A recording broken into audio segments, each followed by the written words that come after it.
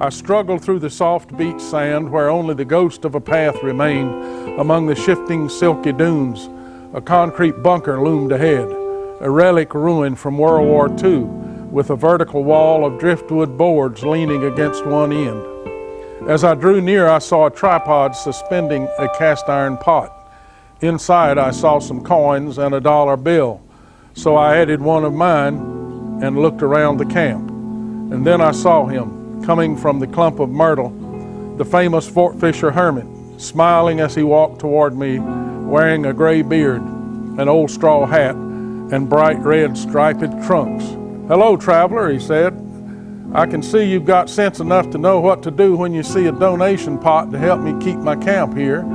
I've had people ask me what that pot was for, a clear sign of the limits of their mind." And so our day began.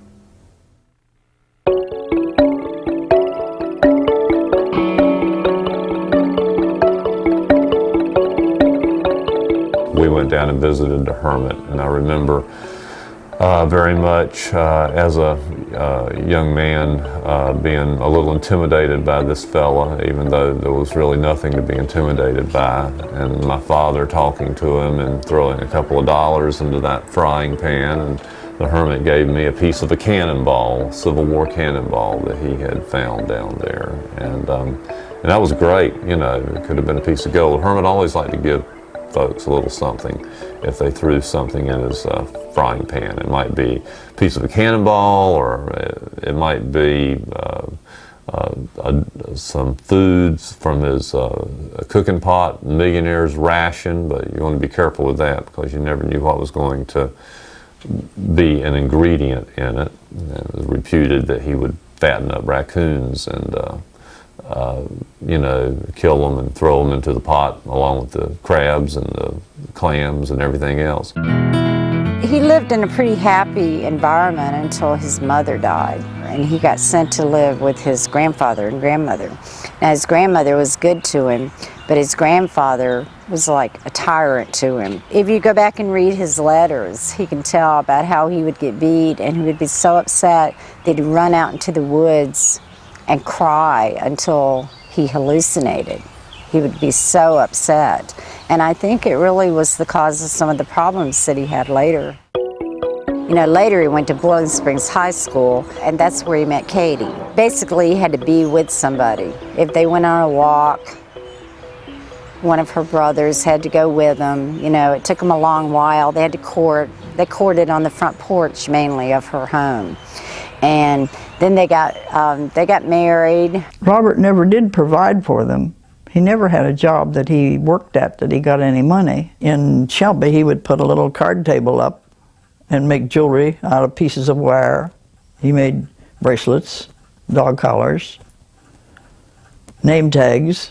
Of course, his children, you know, they had some problems, you know, but, you know, when your father isn't there very much, you know, sometimes after a point, or things are going on between your parents, you know, that would be natural, I think. Katie worked in the cotton mills there, but he never done anything to make maybe 50 cents or $1 a day. You know, his kids had a hard time because their dad was gone. You know, even back, you know, when he was married, after a few years when he kept having disappointments and stuff, he tended to disappear. And one of the times he disappeared is after the little girl died. There was a daughter named Nellie Kate, and she lived about 5 weeks. And after she died, he was just distraught. And he just walked off one day.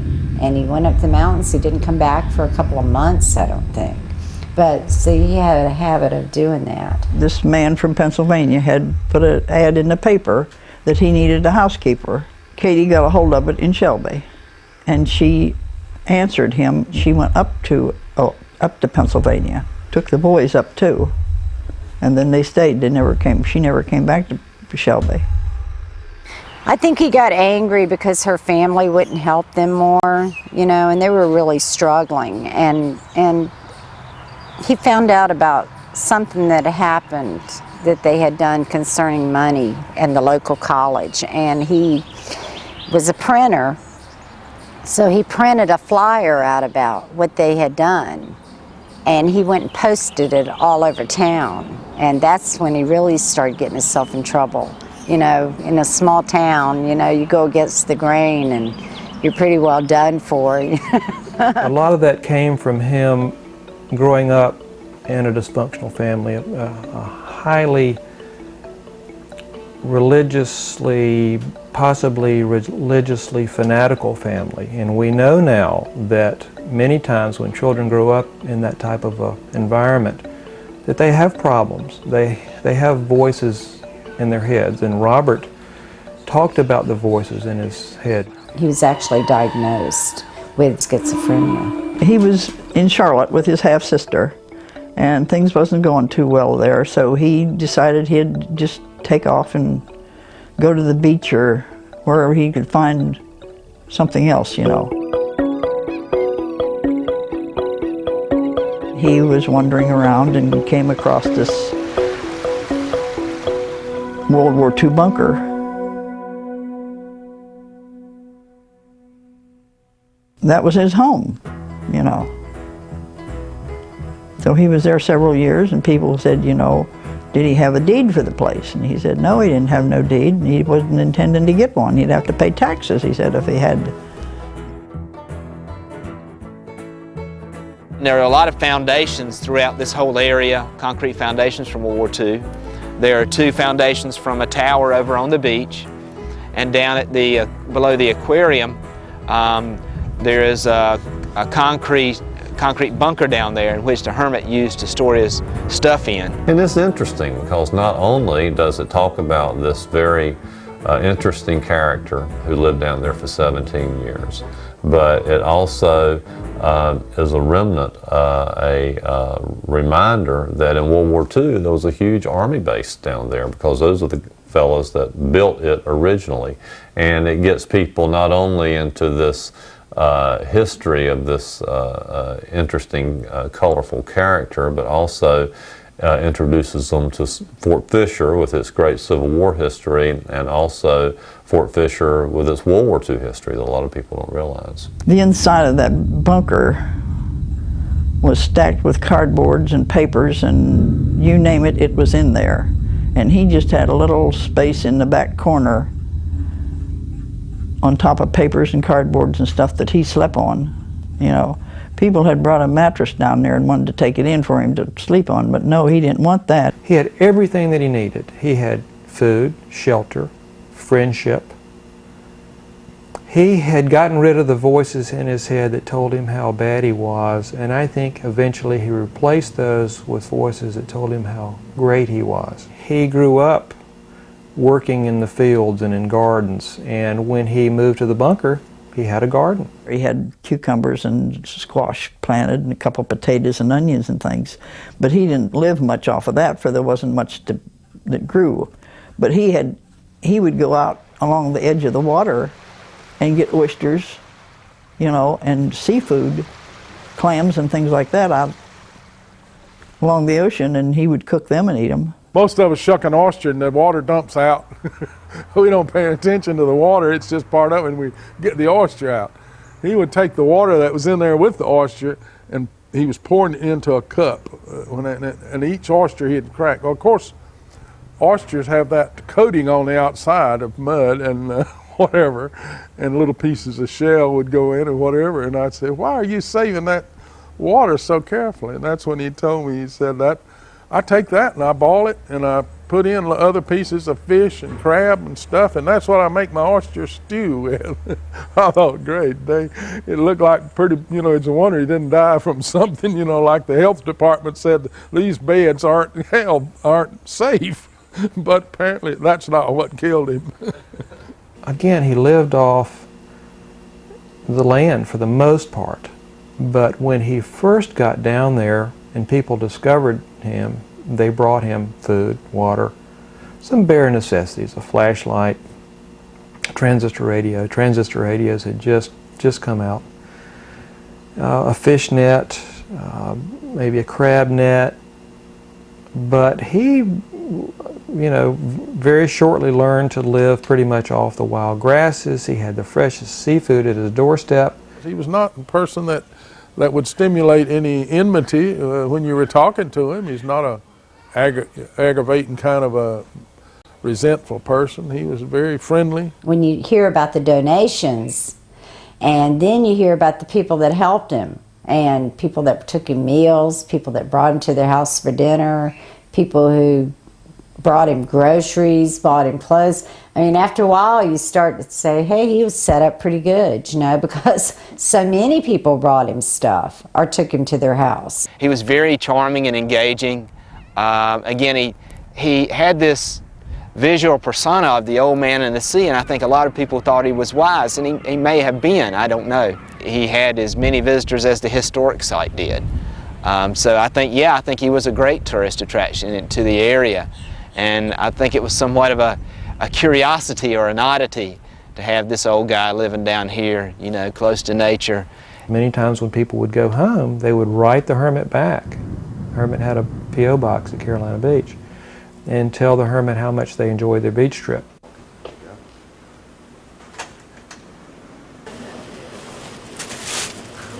As far as we know, the last original hermit register, which includes over 2,000 names of people that visited him. When you sign someone's guest register, you're their guest, so they felt that they were all, in fact, guests of the hermit, and they were, and he treated everyone like a guest. They learned to love him, you know. They'd go in there and hear these talks every time they'd go in there, you know, and they visit him often. He really was called or considered to be a psychologist in a pillbox. There was one article that I remember reading that said that Robert said, you know, people come down here and they think they're studying me, but actually I'm studying them. He said, you know, I'm thinking about getting a federal grant to establish a school of common sense. And of course I laughed at that. I said, really? Because I didn't think that a hermit, that Robert Harrill, could ever get a government grant to establish a school of common sense. He was hoping that if he ever finished his book, A Tyrant in Every Home, and he ever made any money from the sale of the book, that he would use that money as a foundation to start his school of common sense.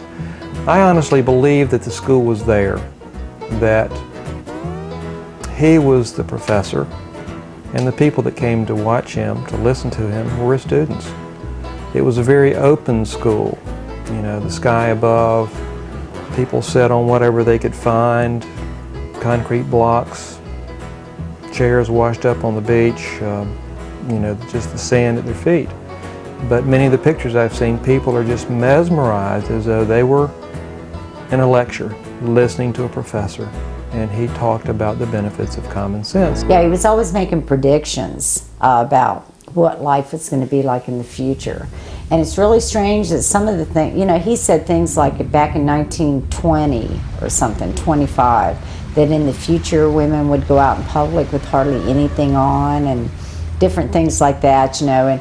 But he would like gather them all up and make them listen to him. It's like he'd almost have sermons. He was way ahead of the hippie movement. You know, he was 10 years, 12 years ahead of the heavy hippie movement, and he definitely was a draw to those folks who were in their own state of rebellion, and he could certainly become an icon or symbolize that sort of rebellious nature. He had a business.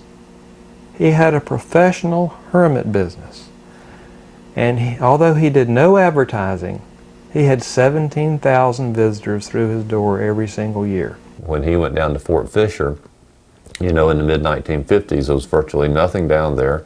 There was no historic site. There was no aquarium. There was no ferry.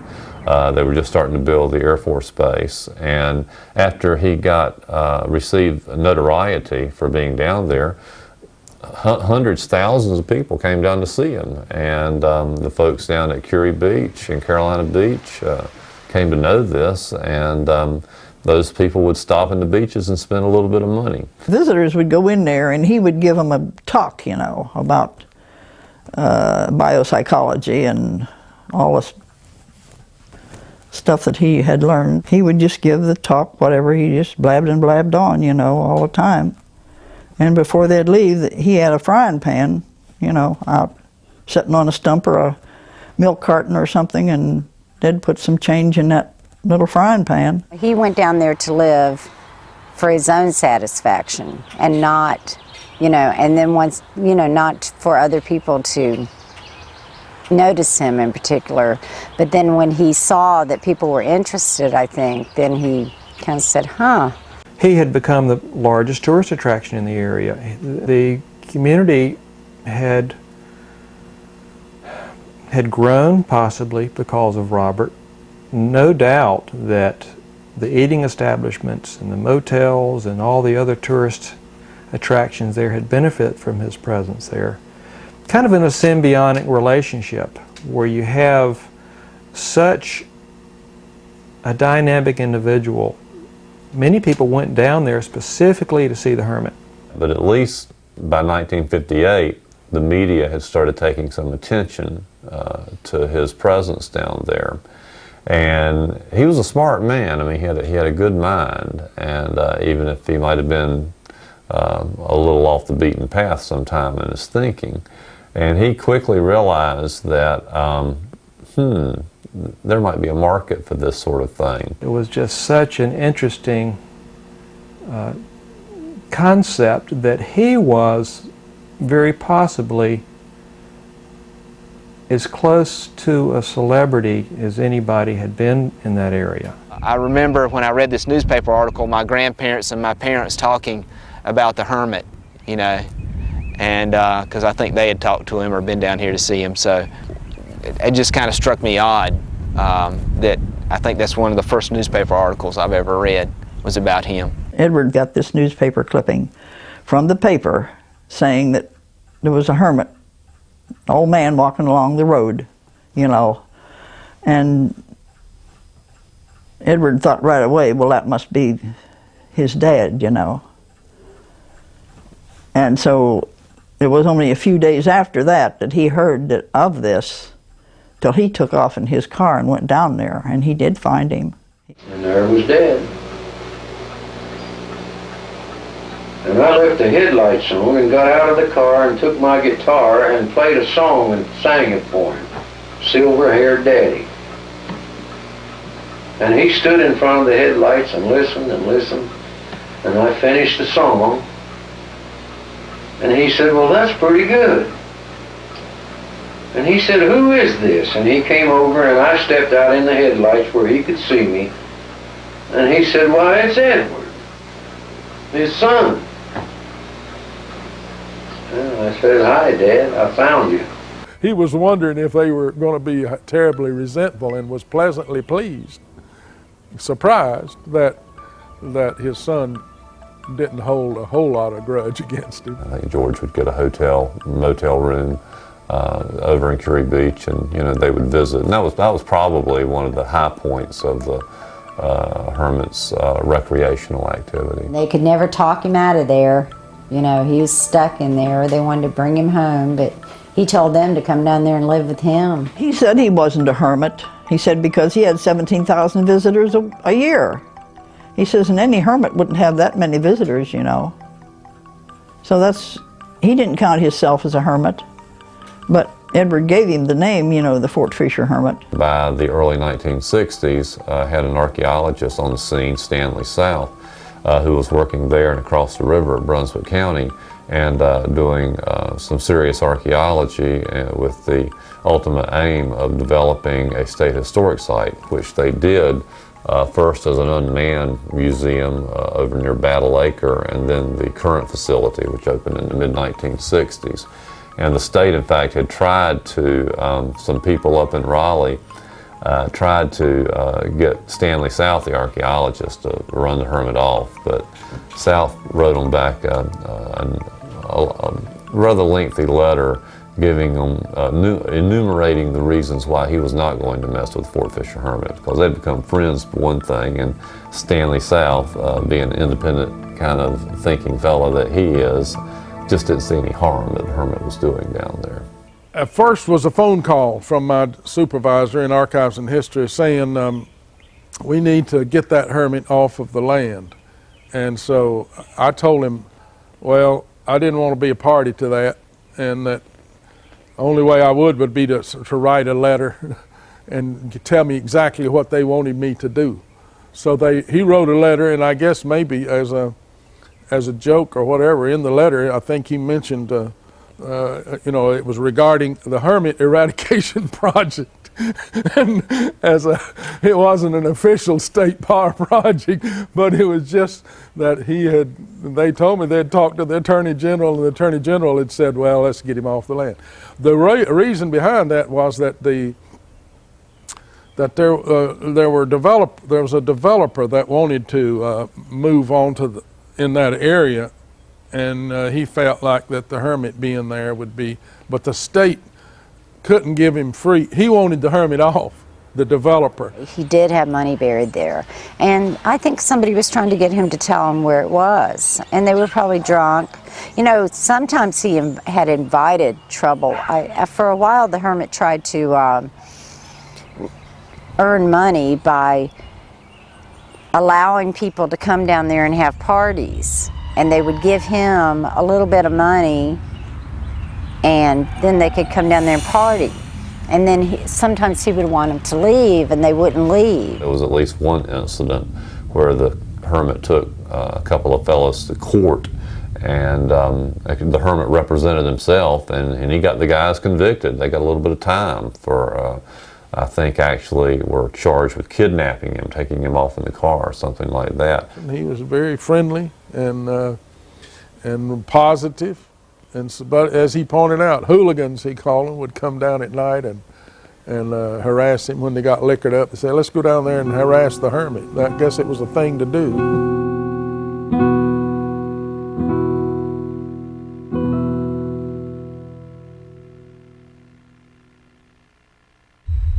Edward was told that his father died of a heart attack, that there were absolutely no signs of foul play, that trust those of us in law enforcement and the coroner and the medical examiner in his final determination that the cause was defibrillation of the heart attack. People were digging down there as soon as they took away his body. And then one guy actually took a truck and had this thing where you like grade things, and he actually took some kind of thing with a hook on it down there and went round and round in larger and larger circles around the bunker. Well, this is probably, I guess, a week later, a few days later after he died, but see, Ed and the hermit's family, the funeral was in Shelby. So they went down to Wilmington. They went to Shelby, buried him, went back to Wilmington. You know, a week after he was buried, they dug out over $1,000 out of the bunker. And this is after people had been digging for a week already. When the undertaker talked to Daddy over the phone, he said that they had a 5-gallon bucket, 2/3 full of coins. What were they to do with it? Edward says, well, keep it until we get there. But they didn't do that. The coroner gave it to the sheriff department, and the sheriff department turned it over to the Superior Court, and the Superior Court put it in the bank. Well, by the time we got there, they had already sent that change out. Whatever. No, the 5-gallon bucket was not intact then. It was all gone. Fred Pickler said, he was the lower one on the sheriff department. He said that they should have an autopsy, you know, on him. And Jesse Blanton said, forget the case. He has no relatives. And little did he know how many relatives he had, you know, at that time.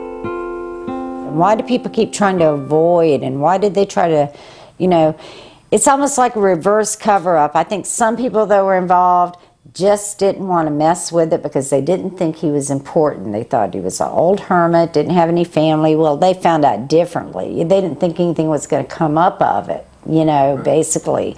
So it just wasn't worth investigated. It wasn't there really wasn't any investigation too much done into his death. And Fred was called in the morning of June the 4th when Hermit's body was found inside the bunker to take pictures of the scene. He took pictures of the body that was covered in sand, legs were scraped and bleeding. The jacket that he had on was almost pulled off his right arm and up to his chest. His love beads that he had worn for many years and up until, I know, several hours before his death, were no longer around his neck. We have a picture of him taken alive just several hours before. Fred took pictures of the drag marks of the body that went from the marsh all the way back to the bunker. He took pictures of a shoe that was found in the marsh that looked like left there within one turn of the tide. And other things that led Fred to ask that an autopsy be conducted. And that kind of started George on this Don Quixote kind of quest to find the murderers, or at least what really happened to his father.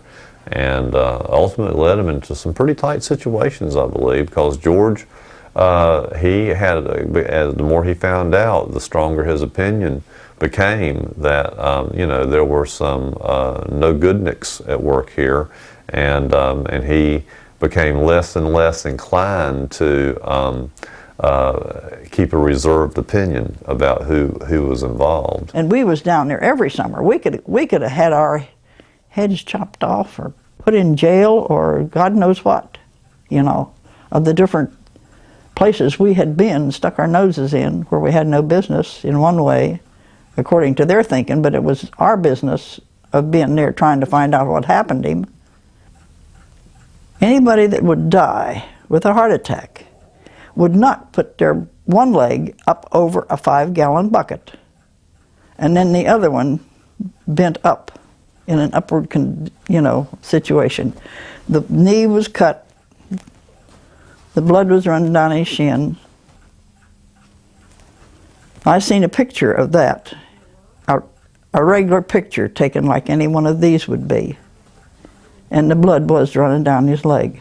Later on, people were trying to keep people from knowing things about it. And from what I hear, there are people that maybe have some power in the community that had something to do with keeping it quiet later on, because of maybe their relatives were involved. My intuitive reaction, and it probably differs some with some of my other hermit friends, is that it was foul play, but it was accidental foul play. I think it was a case where some folks went down to have some fun with the hermit, and they started having fun with the hermit, and they were dealing with a 79-year-old man. It was in the early part of June, so it was kind of hot and muggy and all, and they really, I think, got very cruel in probably what they were doing. My feelings is that they deliberately caused him to have a heart attack, dragging him around in a sleeping bag all through the marsh.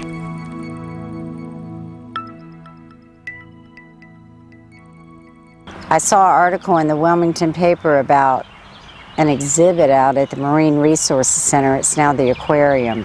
And the exhibit basically was a very simple exhibit.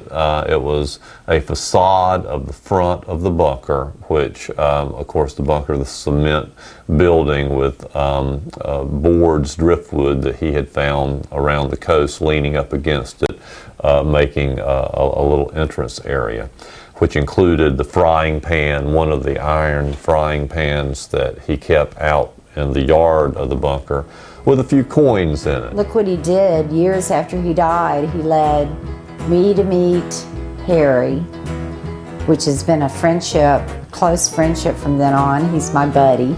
He's a hermit head, But, that led, me to meet Mr. Harrill and Virgie and other members of their family. It led me to trips concerning the hermit. Then it led Mike to all of us, you know, and you know, it kind of goes around in a circle, and you know, it's kind of a continuous teaching thing because we've all learned so much from each other. It's like a real bond when you get together and say, we're not going to let this person be forgotten. Hermit fever basically can affect anybody. It's a lot of people are immune to it, but the people that get it usually get it severely. And what it is when somebody discovers the hermit or rediscovers the hermit, the story of the hermit, and they become fascinated by the story of the hermit and what made this man come down there. And they just can't get enough of the hermit.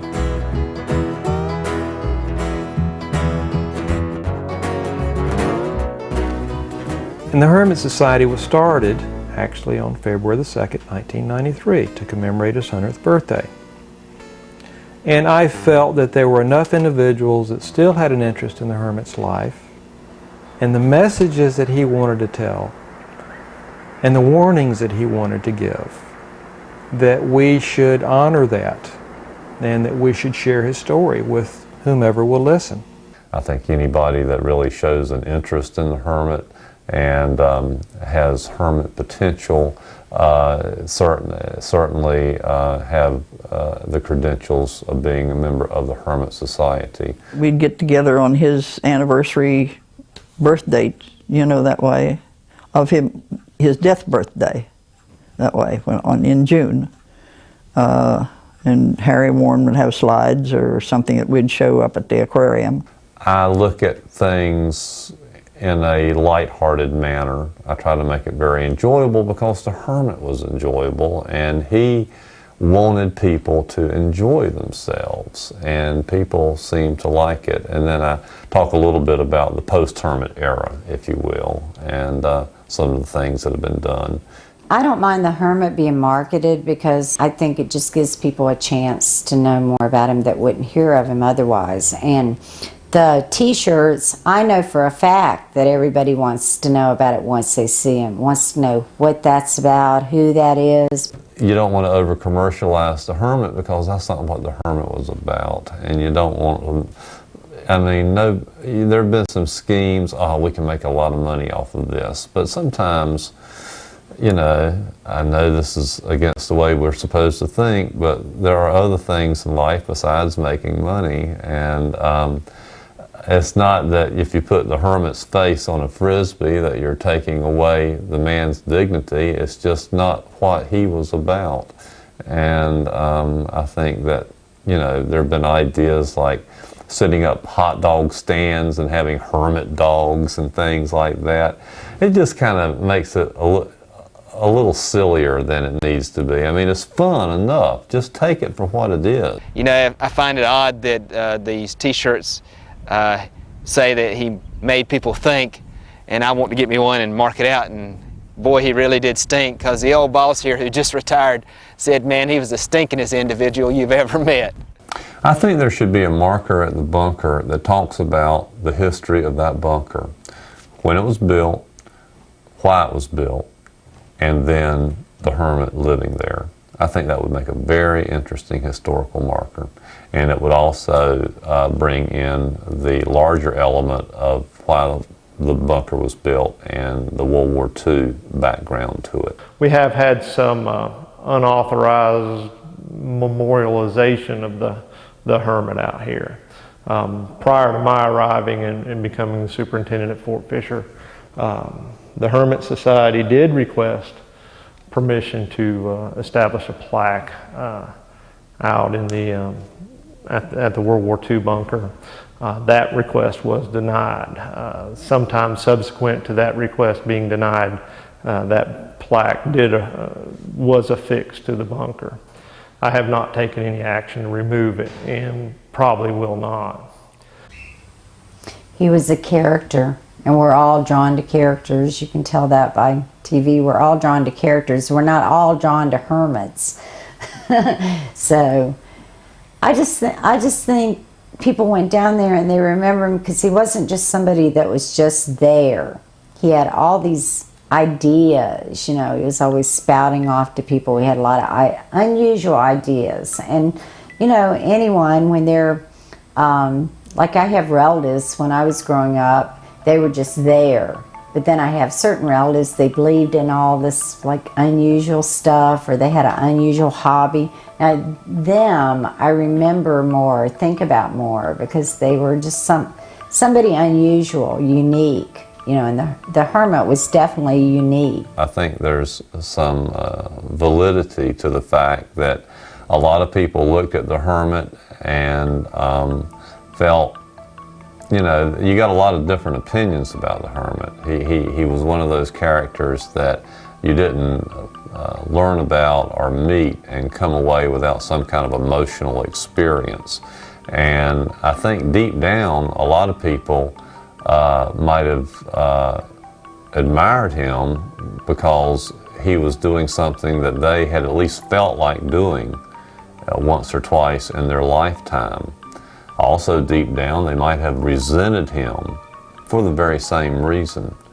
And I think that intangible quality that the hermit's life and his lifestyle presented to people is really bigger than the hermit, and that's one of the reasons that it continues to live on. I know that feeling when you get too much debt. You get too much debt, you feel like, am I ever going to dig out of this hole, you know? And so there's a temptation at times, and that may be one of his attractions. A lot of people have thought, if I didn't have all this responsibility, or if I didn't have these, my wife and kids, and I could just go out and take off and forget everything, then I could do that. And so here was a guy saying, I've done it, and I'm happy as a hog in mud. I think what happens with the hermit is, I started to tell you, when you hit a brick wall, time after time, you tend to kind of like fade out and start going about your other stuff, and you know, you never get away from the hermit.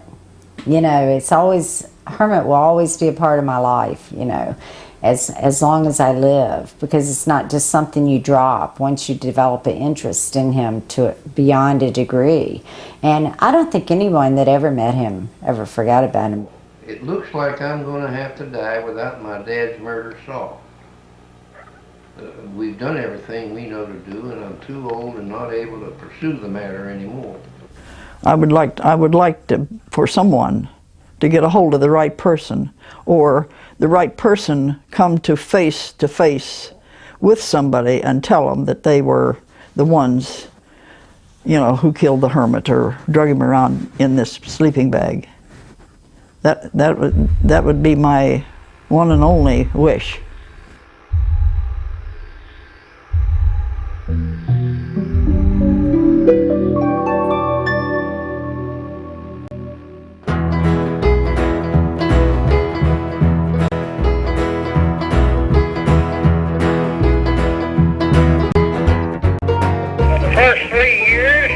That's the main question. They say, how come you ever become a hermit, or how come you decide to come out here and live by yourself? Heck, I've never lived by myself. I've had 17,000 visitors here night and day ever since I've been here.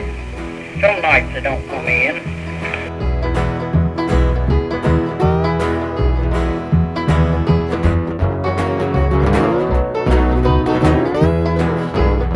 I don't care much what they call me, just so they call me to dinner. They call me Pop, Grandpa, Uncle, and everything but the Fort Fisher Hermit.